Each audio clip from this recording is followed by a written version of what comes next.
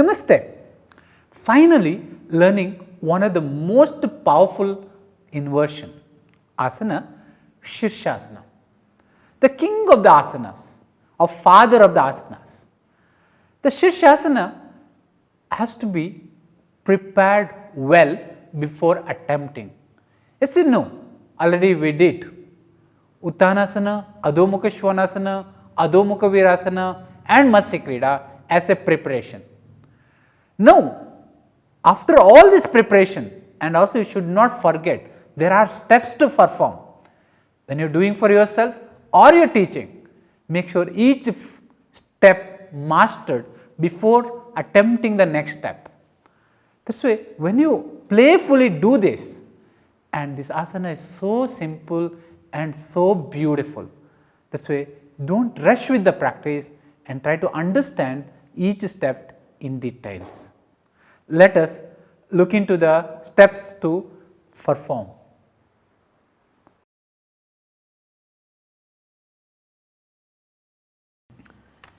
If necessary, fold your mat and prepare the mat well, ensuring sufficient support for the palms, top of the head and forearms. Sit on your knees and measuring the distance between your elbows. It should be forearm distance or closer. Interlock your fingers while tucking the little finger in. Pressurize the wrist. Lift the shoulders, creating a space between the shoulders and neck. The neck should be free. Press down the elbows, forearms and wrist, forming a triangle. Lengthen your spine and hold it for around 15 to 30 seconds with normal breathing. Then prepare for the step 2. Tuck the toes under, bring the crown of the head between your wrist. In the floor, wrist should be well gripped to the sides of your head, belly pulled in, and make sure no pressure on the neck or shoulder. Hold it for around 30 to 60 seconds.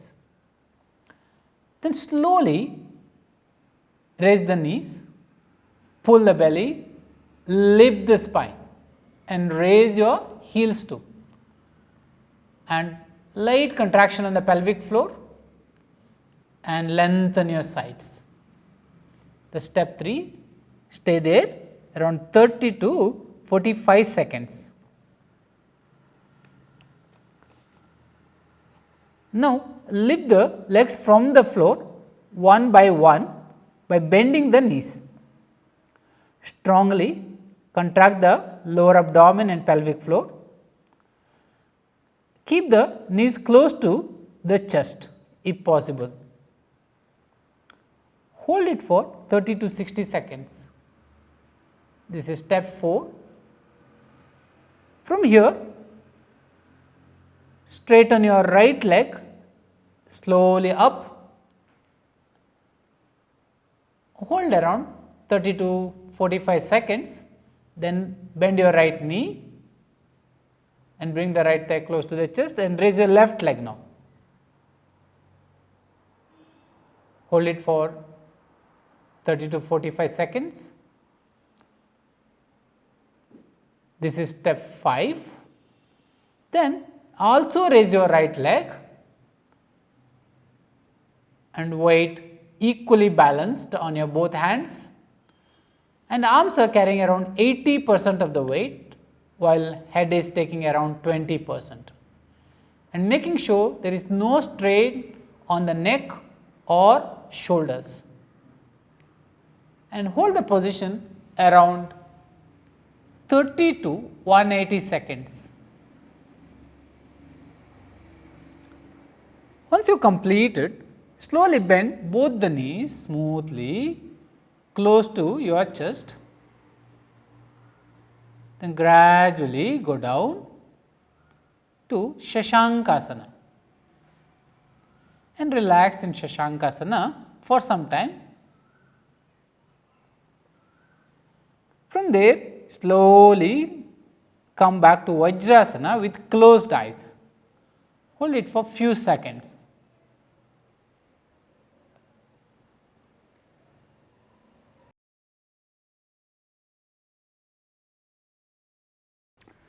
In Shirshasana, when we are not doing right, there are a lot of issues comes up.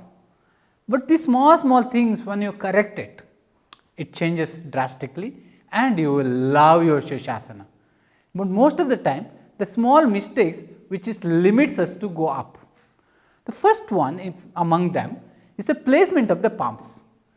See, the palms carries initially, the arms and palms carries initially around 80% of the weight. That's why placement of that is very important. What we normally do, we either press the palms together, even sometimes the elbows comes too together or elbows too wide. Both will normally makes you unstable, and this is the distance reduces. That's why keep making sure elbows should be straight under the shoulder. There is a gap between your wrist and palms where you can place your head comfortably and the sides of the palm supports strongly. When you are moving from there, when you bring the crown of the head, and there is many times what happens, the head lands on the palms. The crown of the head should not land on the palms, it should be between the hands, it has to be go. And where it has to go, the crown of the head has to be picked up there. And when you do that, there is a chance of the shoulder collapsing completely and shoulder pushes all the way to the neck and shoulder, the neck and ear. By doing this, you automatically make yourself stressed out. And you just watch that, you just take your shoulder away from the ear, then it is create a lot of space there. By creating this space, the arms becomes much easily supported. If the shoulder drops, arms can't support it. And when all this is done well, see, this is a lower, the head part will be well fixed and arms can easily support you. When you come up to step 3 of Shirshasana, quite normally, when you stay here, there is a chance of the curve on the back. Back become kind of a doom there.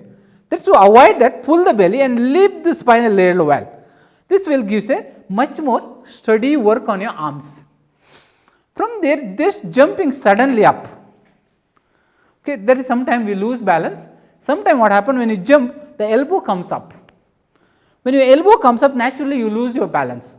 That's why never jump. If you can always try one leg first, then the other leg, then it will become much easier. When you are going up one leg up, see, very easily you can find out. In case your leg goes back, you can see other knee goes away from the body. Same thing, you just pull this knee close to your chest. Automatically other leg become straighter. Just to play a little bit here. Each side you play a little bit. One point you feel there is no weight at all. That exactly gives a beautiful line. That lightens your practice much easier. Then when you come up there, if you are coming in this way, you never have issues of doing this asana. Quite normally what happened, what we try to do from the straight leg coming up. See, you are coming up with the straight leg from here, when you go up, there is a chance of arching a back. This feels a lot more heavier to your shoulders and neck, and you struggle and use lot of muscle strength for it. In case you feel that is a lot of strength used from your arms and shoulders, try to go back to the step 5 and play there. It becomes much easier. And many times you feel unsteady. The reason is the arms are not strongly supported. When your arms are well supported, body easily floats. And you have to remember, initially it has to only 80% weight remain holds by your arms, only 20% on your head initial stage. That's why you have to play a little bit there, that become much easier. Then when you are going back also, suddenly when you release, there is a jerk comes. Always try smoothly and steadily come back. Then go, there is no strain can easily come on your head or your back. This way, just step by step always go back. Following all these small hints, and that makes your asana so easy, and you can easily play around there.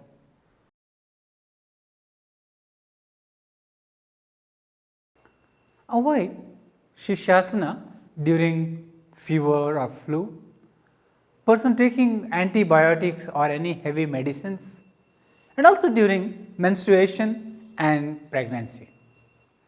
In certain conditions like heart disease, high blood pressure, glaucoma, recent eye surgeries, any ear infections, vertigo, epilepsy, work always carefully and steadily build this up. As you know, there are so many preparatory variations like your beginner series can prepare you beautifully.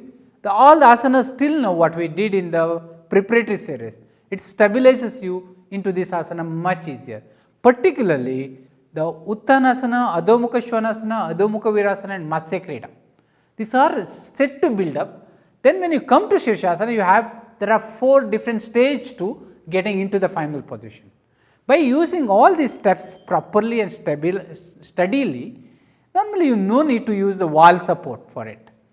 And people have a frozen shoulder and neck pain, then also these basics can prepare them to overcome completely.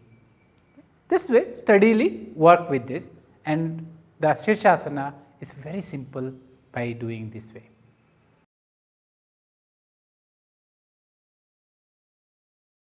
As a king of the asana or a father of the asana, you can.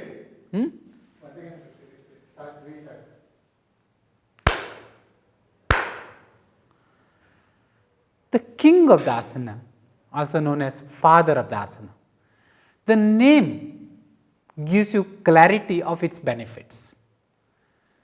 It is one of the challenging asana if you think. The easiest asana if you think. It depends on your thought it is. How it is easier? If prepared well and you come here, it does all the job without any challenges. If you are not prepared and come here, you are the one struggle. It is also a chance to hurt. But if you look into the benefits, see the leg is completely goes upside down. The circulation heaviness on the feet or on the legs, it smoothly flows naturally to the heart. If a consistent regular practice can prevent any kind of heart related issues, it is an amazing cardiac exercise. At the same time, if you look, the chance of varicose veins, hemorrhoids or constipation, indigestion, gastric related issues, this all naturally disappears, and there is if a consistent practice, there is not possible to take place. And if you look, there is a circulation rushes all the way to the head, and which prevents the possibility of migraine, tension headache, sinusitis, bronchitis. All this inflammation can be relieved also very easily. And also, when you are consistently and regularly done, it develops a very strong confidence and removes all the fear. A regular practice also properly built can easily help to overcome vertigo and epilepsy too. This is in case of vertigo and epilepsy, please do not rush to do it, prepare all the basics well. Without basics, it is a dangerous. Okay. Then if you look into that, it makes your arms stronger, back stronger, the legs lighter, mind calmer, and overall one thing we should not forget when you are doing this, to consistently breathing.